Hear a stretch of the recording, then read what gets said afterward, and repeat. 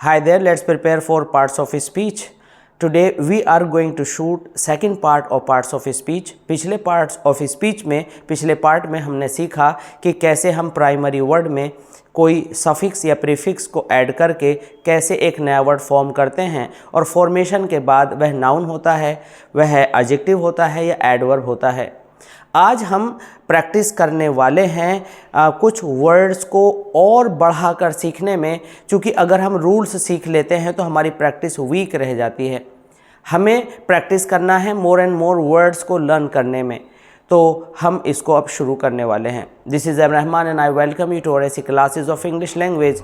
Today our topic is parts of speech. Parts of speech को detail में हम पढ़ने वाले हैं। अगर अभी तक भी आपने हमारे चैनल को सब्सक्राइब नहीं किया है तो सब्सक्राइब कर लें, लाइक करें एंड शेयर करें, और अपनी जो भी आपकी कंसर्न्स हैं, रिक्वायरमेंट्स हैं, वो हमें हमारे कमेंट सेक्शन में आप डाल दें। उस पर आपको वीडियोस अवेलेबल हम अक्सर कराते रहते हैं और आपको करा देंगे। आइए शुरू करते हैं आज के पार्ट्स ऑफ स्पीच के कुछ वर्ड्स जो कि आपकी वोकेबलरी को एनहेंस करेंगे। शुरू करते हैं पहले वर्ड से। यहाँ फर्स्ट पार्ट में हम फॉर्मेशन ले रहे हैं वर्ड्स की। नाउन्स हम यहाँ पर क्रिएट करेंगे एडजेक्टिव से।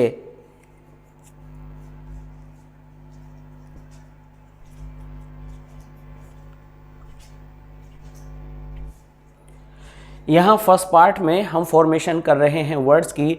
हमें नाउन्स फॉर्म करने हैं एडजेक्टिव से। तो हमने आपको बताया कि एडजेक्टिव को हम कैसे आइडेंटिफाई करते हैं। सपोज़ कीजिए यहाँ पर वर्ड लिखा है बोल्ड। क्या हम कहें कि बोल्ड सोल्जर? बोल्ड सोल्जर, अगर सोल्जर से पहले आपको बोल्ड मिल गया तो बोल्ड सोल्जर मीन्स नाउन के बारे में कुछ बता रहा है, तो ये आपका एडजेक्टिव हुआ। अगर हमें वर्ड में ये क्लियर नहीं है कि ये एडजेक्टिव है, एडवर्ब है, तो एक पहचान आप ये याद रख लें कि अगर आपका कोई भी वर्ड जैसे कि बोल्ड है, अगर आपका नाउन यहाँ पर आ गया और ये इसके बारे में बताना आपको ठीक लग रहा है और ये एडजस्ट और आपने ऐसा कहीं पढ़ा है, तो ये आपका एडजेक्टिव होगा। एडजेक्टिव क्या होगा? बोल्ड वर्ड आपका एडजेक्टिव होगा। जैसे कि हमने कहा बोल्ड मैन। अगर कोई भी वर्ड किसी वर्ब के बारे में बताता है, वह भागा तेज़ी से, तो तेज़ी से भागने के लिए है, ही के लिए नहीं, तो वह एडवर्ब होगा। और जो वर्ड आपको इस तरह से कि हिज के बाद एडजस्ट करता हुआ अच्छा लगे, या आपने कहीं पढ़ा हो, देखा हो या सुना हो, तो आप उसको कह दें कि वह नाउन होगा। इंग्लिश में एक ख़ास बात है, you can do on your own. अपने पास से आप कुछ नहीं कर सकते। कम से कम वो वर्ड, वो फ्रेज़, वो एक्सप्रेशन आपने कहीं ना कहीं पढ़ी हो, देखी हो या सुनी हो, अप्रूव्ड होनी चाहिए। अगर हुआ his innocence, his intelligence, his boldness, तो समझ लो कि वह नाउन है, अगर वो हिज के साथ एडजस्ट कर जाता है। तो यहाँ पर हमारे पास बोल्ड है और इन सब में हम ऐड करेंगे, इन सभी में हम ऐड करेंगे NESS, और हमारा जो फाइनल वर्ड निकल करके आएगा वह निकल करके आएगा क्या? बोल्डनेस। हम इसको नेस नहीं नस बोलते हैं, बोल्डनेस। ऐसे ही बिजीनेस। अब हमें कुछ स्पेलिंग्स पर ध्यान देना होता है कि यहाँ पर अगर हमें वाई दिया तो हम वाई को हटाकर आई करते हैं। ये आपको ख़ास तौर से ध्यान देना होगा। अगर आपको ईगर है, ईगरनेस, फर्मनेस, हार्डनेस, शायनेस। अब यहाँ पर जो आपका शाय है, इसमें NESS एज इट इज जुड़ जाएगा। शाय के वाई में आई होगा, जबकि हैवी में आपको आई बनाना पड़ेगा। क्या लिखना पड़ेगा आपको? Heaviness, HEAVINESS। तो इस तरह से आप स्पेलिंग को ध्यान में रखेंगे। तो यहाँ पर हमने सीखा रूल नंबर 1 में कि जिसके अंदर भी NESS आप ऐड कर लें वह आपका नाउन होता है। तो ये वर्ड्स आपने सीखे। अब हम सीखते हैं कुछ दूसरे वर्ड्स।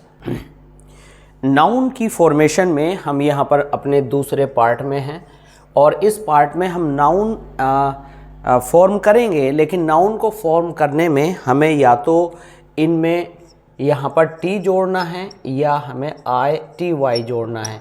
तो स्पेलिंग आपको अच्छे से याद करनी है, क्योंकि जब आपको स्पेलिंग चेक दिया जाता है तो आप प्रॉब्लम में फंस जाते हैं और बहुत मुश्किल का सामना होता है। तो जब आप एबल लिखेंगे तो ये जो ई है इसको आपको आई में बदलना होता है और आप इसको एबिलिटी करते हैं। बहुत बार याद रहता है, आसान भी लगता है, तो हम यहाँ कहेंगे कि डोंट बी ओवर कॉन्फिडेंट, कि आपको लगे कि मैं सब कर लूँगा। नहीं, आपको स्पेलिंग एक बार ध्यान से देखनी होगी, नहीं तो आम स्पेलिंग जितनी इजी स्पेलिंग्स होती हैं उतना ही ज़्यादा कन्फ्यूज़न क्रिएट करती हैं राइट एंड रॉन्ग स्पेलिंग्स को आइडेंटिफाई करने में। इक्वल, तो जब आप इक्वल लिखते हैं तो इसमें आपको ITY लिखना पड़ता है, इक्वालिटी, ये ध्यान रखिएगा। इसके बाद है लॉयल। अब हम सोचने में पड़ जाते हैं कि लॉयल लिखें, लॉयल्टी या लॉयलिटी लिखें, तो सोचें कि क्या हो सकता है। वाई वाला आप नहीं लिखेंगे, आप लिखेंगे लॉयल्टी। यहाँ पर हमने केवल TY लिखा, ITY नहीं लिखा। फर्टाइल, तो जब आप फर्टाइल लिखते हैं तो फर्टाइल, ये जो ई है आपका आई में चेंज हो जाएगा, फर्टिलिटी। पॉपुलर, इसमें भी आपको ITY जोड़ना होगा, पॉपुलैरिटी, सेम स्पेलिंग के साथ। फॉर्मल, इसमें भी आपको ITY जोड़ना होगा, क्या, फॉर्मेलिटी। नोबल, इसमें भी आपको ITY ऐड करना होगा, नोबिलिटी। तो इसको हम यहाँ पर स्पेशली लिखना चाहेंगे। ये L के बाद आपका ITY आएगा और ये स्पेलिंग अक्सर गलत हो जाती है। पंक्चुअल, इसी तरह से आप इसमें I के साथ TY लिखेंगे। कभी कभी लगता है कि पंक्चुअलिटी तो नहीं, अरे नहीं, पंक्चुअलिटी ज़्यादा बेहतर है, और हम स्पेलिंग गलत डिसाइड कराते हैं और हमारे मार्क्स जो है कट जाते हैं। तो ये होगा पंक्चुअलिटी। पॉइंट नंबर 3 में हम फॉर्मेशन करने जा रहे हैं वर्ब से नाउन की। अभी हम एडजेक्टिव से कर रहे थे, अब हम करेंगे वर्ब से नाउन कैसे बनाते हैं। जब भी हमें कोई वर्ड अप्रूव जैसे वर्ड्स मिलें तो अब हम यहाँ पर जो है AL इसका सफिक्स जोड़ेंगे, AL, अल। क्या हुआ, अप्रूव में अल जोड़ेंगे। अब हमें ये देखना है कि कहाँ से वावल हटाते हैं और वाई आ जाए तो उसका क्या करते हैं। तो ये आपका यहाँ पर आया वर्ड अप्रूवल, APPROVAL, अप्रूवल। बरी, बरी मीन्स दफनाना, तो आप इसका नाउन बनाएंगे बरियल। तो वाई को आपने आई में चेंज कर देना होता है। Deny, IAL, denial. Deny means मना करना, बरी मीन्स दफनाना, अप्रूव मीन्स साबित करना। रिफ्यूज़, तो इसमें से आपको ई हटाना होगा और आप लिखेंगे REFUSAL, रिफ्यूज़ल। इसी तरह से ये ई हट जाएगा। डिस्पर्स, तो DISPERSAL, डिस्पर्सल। पर्पज़ आप ई हटा देंगे, सॉरी, प्रोपोज है PROPOSAL, प्रपोजल। यहाँ पर है अराइव, तो आप ई हटाएंगे और यहाँ पर हो जाएगा अराइवल। डिसमिस में आपको AL जोड़ देना है सीधे और आप लिख देंगे डिसमिसल, तो ये हो जाएगा आपका पूरा नाउन।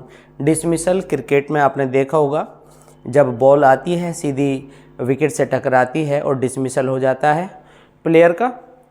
तो ये आपके क्या बने, वर्ब से AL सफिक्स लगाकर आपने इनको बदल लिया, किस में, नाउन में।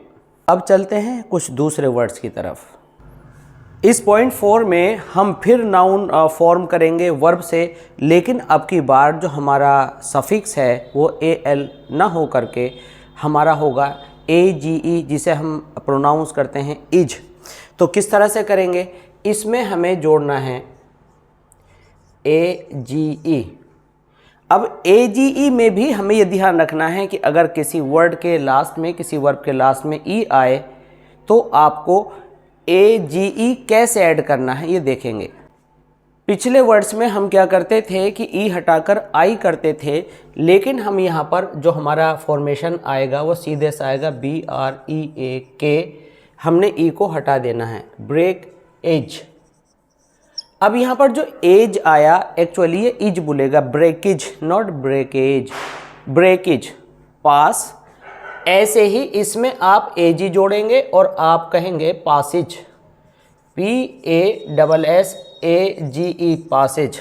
स्टॉप, जब आपका कोई भी consonant clear sound they stop, तो आप ये लास्ट का लेटर डबल करते हैं और आप कहेंगे स्टॉपेज, यानी स्टॉपेज, स्टॉपेज। और वेस्ट में आप ई हटाएंगे और आप लिखेंगे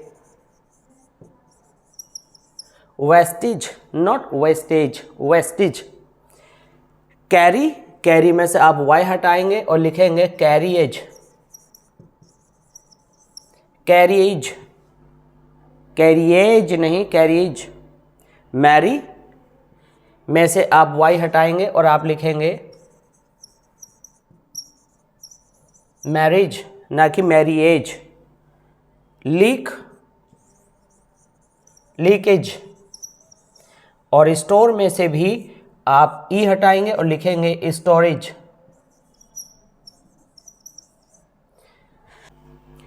यहाँ पॉइंट नंबर 5 में हम नाउन को फॉर्म कर रहे हैं, फिर वर्ब से, और हमारे जो सफिक्स हैं फिर बदल गए हैं। अब की बार हमने लिया है URE और ERY, इसी तरह से यहाँ पर हमने लिया है EMENT। तो आइए देखते हैं क्या क्या चेंजेस हमारे जो प्राइमरी वर्ड के स्पेलिंग में आते हैं। इसमें आपने लिखा डिपार्ट, तो आप लिखेंगे डिपार्चर, TURE, डिपार्चर। इसके बाद मिक्स, अब मिक्स में आपको URE और ERY है, तो मिक्सर या मिक्सरी ये नहीं करना है, इसमें आपको ऐड करना है TB यानी MIX, और यहाँ T एडिशनल लेना है, और URE। तो ये स्पेलिंग हमारे लिए ख़ास हुई, मिक्सचर। प्लीज़ में आपको ई हटाना है और आप करेंगे PLEASURE। प्लेजर, ऐसे ही क्लोज में आप ई हटाएंगे, CLOSURE, क्लोजर। तो ये कुछ स्पेलिंग्स में चेंजेस हैं।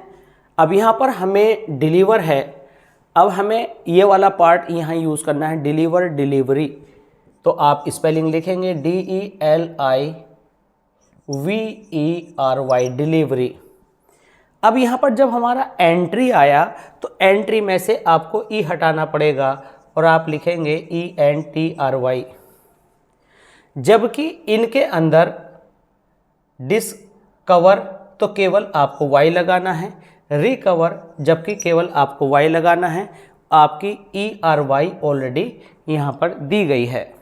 पॉइंट नंबर 6 में हमें दिया है मंट, तो जैसे अग्री आया तो इसमें बहुत आसान है, आप MENT सब में ऐड कर दीजिए, agreement, announcement, arrangement, development. It's not ment, it's mant. Employment, banishment, fulfilment, इसमें कुछ स्टूडेंट्स डबल L करते हैं, दोनों स्पेलिंग चल जाती हैं, लेकिन बेटर होगा कि आप सिंगल L लगाएं। Fulfil, MENT, fulfilment, fulfilment. Imprisonment यानी कैद हो जाना। अब यहाँ पर हम ये सीखते चलते हैं, अगर मान लीजिए कि हमें कोई सेंटेंस दिया है, I was happy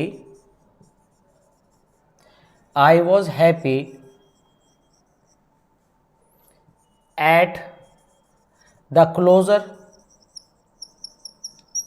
of the case। तो क्लास 12 के अंदर क्या होता है, ये बहुत ज़्यादा काम आते हैं। सिंपल सेंटेंस से जब हम क्लोज बनाते हैं तो सिंपल सेंटेंस में क्या करते हैं कि हमें वर्ब फिनिश करनी पड़ती हैं और दूसरे पार्ट्स ऑफ स्पीच में चेंज करना पड़ता है। तो हमारा सारा आज का जो वीडियो है उसमें बहुत काम आने वाला है। अब हमें इसको क्लोज बनाना है, इसके अंदर केवल एक वर्ब आई है, कहीं वर्ब नहीं है। तो इस क्लोजर में से हम URE हटाकर इसे क्लोज बना करके एक नई वर्ब क्रिएट कर देंगे और ये क्लोज बन जाएगा। तो हो जाएगा I was happy when the case was closed. अब आपने केस को वर्ब में डाला और वर्ब को क्लोज कर दिया क्योंकि यहाँ पैसिव वॉइस आ रहा है, तो ये हुआ आपका कॉम्प्लेक्स सेंटेंस और ये हुआ सिंपल सेंटेंस। सिंपल सेंटेंस मतलब एक वर्ब दूसरी वर्ब को हमने क्लोजर में नाउन में बदल दिया, और जब हमने कॉम्प्लेक्स बनाया तो हमने उस क्लोजर को वर्ब में फॉर्म कर दिया। तो आई थिंक कि आपको समझ में आया होगा। यहाँ पर पॉइंट नंबर 7 में हमारे पास हैं सफिक्स ance और ence, और ये स्पेलिंग्स में जब आते हैं तो हमें बहुत ज़्यादा कंफ्यूज करते हैं। तो ये वर्ड्स हम कहेंगे कि बहुत ज़्यादा ख़ास हैं स्पेलिंग्स के लिए भी और पार्ट्स ऑफ स्पीच के मद्देनज़र भी। तो अपीयर में अपीयरेंस आप कर देंगे। अपीयरेंस में ANC लगाना कोई मुश्किल बात नहीं है, लेकिन अगर अश्योर आ जाए तो इसमें आपकी स्पेलिंग में से ई हट जाएगा, आपको ये याद रखना है। रेमिटेंस में आपका डबल टी हो जाएगा और ANCE होगा, ये आपको याद रखना है। इसमें ANCE सीधा ऐड हो जाएगा। असिस्टेंस में ANCE जुड़ जाएगा, अटेंडेंस में ANCE ऐड हो जाएगा, एंड्योर में ANCE आएगा, इसमें ANCE और ANCE आपने ऐड कर देना है। इसके बाद आपको ENCE, इसमें कोई हर्जा नहीं है, सब में ENCE आपको ऐड कर देना है। इन वर्ड्स को अच्छे से याद कर लें। डिपेंड, इंसिस्ट, अकर, डिफर, इंटरफियर और रिसाइड। रिसाइड का मतलब होता है कहीं पर रहना, जिससे आपने रेजिडेंस बनाया जाता है। तो इनकी स्पेलिंग्स को आप बहुत अच्छे से याद कर लेंगे। आई होप कि आज की वीडियो के अंदर ये सारे वर्ड्स जो कि पार्ट्स ऑफ स्पीच से रिलेटेड हैं और हमने ज़्यादातर वर्ब और नाउन पर बात की है, बहुत पसंद आए होंगे। और क्लास 12 और ICSE में आपको जब क्लोजेस से सिंपल से क्लोजेस या इनकम्प्लीट सेंटेंसेस को पूरा जब करना हो, और विशेष तौर से यूपी बोर्ड में, तो ये आपके बहुत ज़्यादा काम आने वाले हैं। इसके साथ साथ क्लास 10th में पार्ट्स ऑफ स्पीच में इनका आइडेंटिफिकेशन आपको बहुत काम आएगा। तो बने रहिए हमारे साथ इस तरह की दूसरी इन्फॉर्मेटिव वीडियोस के लिए, और जो आपकी प्रॉब्लम्स हैं हमें सेंड कर दीजिए कमेंट सेक्शन में। मिलते हैं जल्दी ही इसी तरह की दूसरी वीडियोस के साथ। और अगर आपने अभी तक भी हमारे चैनल को सब्सक्राइब नहीं किया तो सब्सक्राइब करें, लाइक करें, शेयर करें। Thanks for being with us. Thanks a lot.